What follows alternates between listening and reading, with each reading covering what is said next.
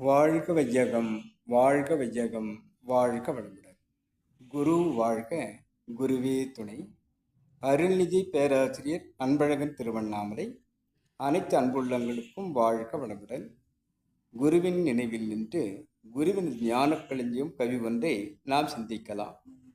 மனிதனும் தெய்வமே என்ற தலைப்பிலே குரு தந்திருக்கக்கூடிய இக்கவியை நாம் சிந்திப்போம்.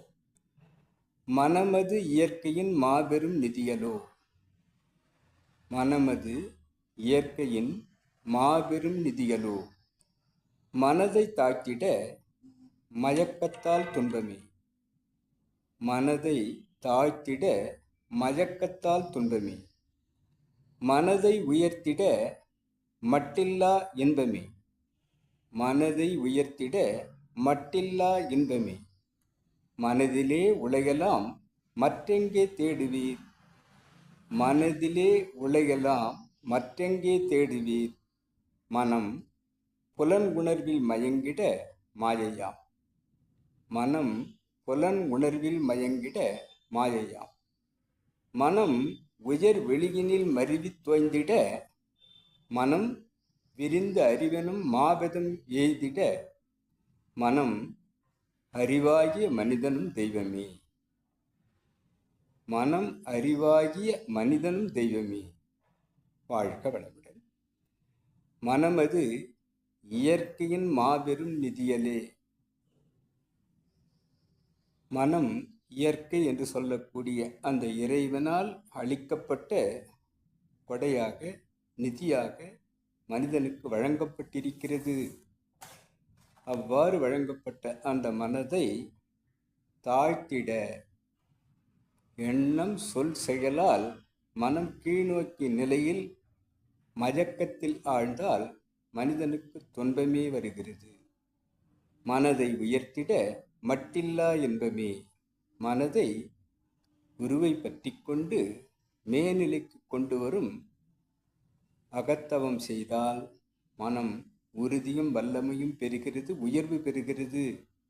எண்ணம் சொல் செயலால் மனிதனுக்கு மட்டில்லா இன்பமாக அவன் உணர்வதாக இருக்கிறது.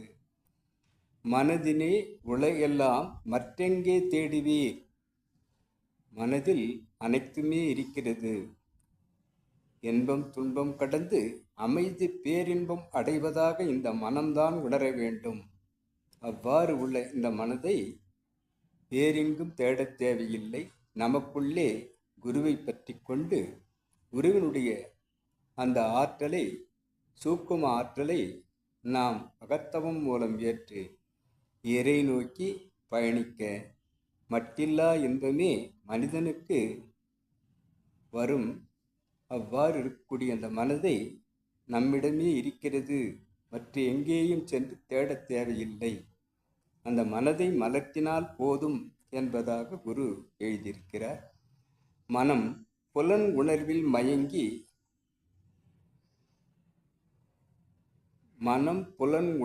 மயங்கிட மாயையாம் மயக்க நிலையை அடைகிறது.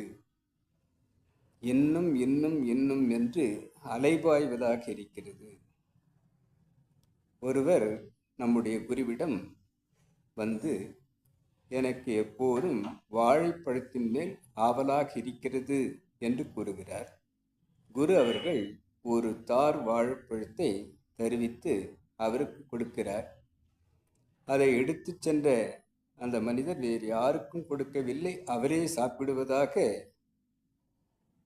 தன்னை அந்த ஆசையிலிருந்து நிறைவேற்றிக் கொள்வதாக அனைத்து பழங்களையும் தினமும் சாப்பிட்டு பிறகு குருவை சந்திக்கிறார். குரு கூறுகிறார், ஒரு தார் வாழைப்பழம் கொடுத்தேன், உனக்கு இந்த வாழைப்பழ ஆசை அடங்கிவிட்டதா என்று கேட்கிறார். பிறகு அவர் சொல்கிறார், இன்னும் எத்தனை தார் கொடுத்தாலும் எனக்கு இந்த வாழைப்பழ ஆசை இருந்து கொண்டுதான் இருக்கும் என்று கூறுகிறார். மனம் புலன் உணர்வில் மயங்கிட மாயையாம். மயக்க நிலைதான் வருகிறதே தவிர நிறைவு நிலை வராது என்பதை குறிப்பதாக இந்த அனுபவம் விளக்கப்பட்டது. மனம் உயர் வெளியினில் மருவி தோய்ந்திட இறை நோக்கி பயணித்து பேரிய கக்களம் தாண்டி சுத்தவெளி சென்று அந்த இறைவனில் தோய்ந்து இரண்டரக் கலந்து நிற்க மனம் விரிந்து அறிவாக மலர்ந்த போது மாதபம் மா பதம் எழுந்திர அந்த பக்குவத்தை அடையும் போது அந்த விரிந்த நிலையில் மனம் அந்த மா பதத்தை எய்திட மட்டில்லா மகிழ்ச்சி மனிதனுக்கு வரும். அப்பொழுது மனம் வேறு அறிவு வேறா என்றால் மனம் அறிவாகி மனிதனும் தெய்வமே. ஆக மனம் முழுவதுமாக ஆறாவது அறிவை கொண்டு முற்றறிவாக அனுமான அறிவாக முழுமுதற் பூரணத்தை உணரும் அறிவாக தன்னை மாற்றிக்கொண்டு யாரெல்லாம் பயணிக்கிறார்களோ அவர்களே மனம் அறிவாகி மனிதனும் தெய்வமே. மனதை அறிவாக பயன்படுத்தி அந்த அறிவே தெய்வம் என்பதாக உணர்பவர் அத்தனை பேருக்கும் அந்த தெய்வீகம் உள் உணர்வாக கிட்டும் என்று கூறும் குருவினுடைய சிந்தனையை இன்றைக்கு நாம் சிந்திக்கலாம். சிந்தனையை என்னுள் ஏற்படுத்திய இளநிலைக்கும் பாடல் தந்த குருவுக்கும் இதுகாலம் செவிமெடுத்த அனைத்து அன்பு உள்ளங்களுக்கும் நன்றி நன்றி நன்றி. வாழ்க வளமுடன் என வாழ்த்து நிறைவு செய்கிறேன். வாழ்க வளமுடன்.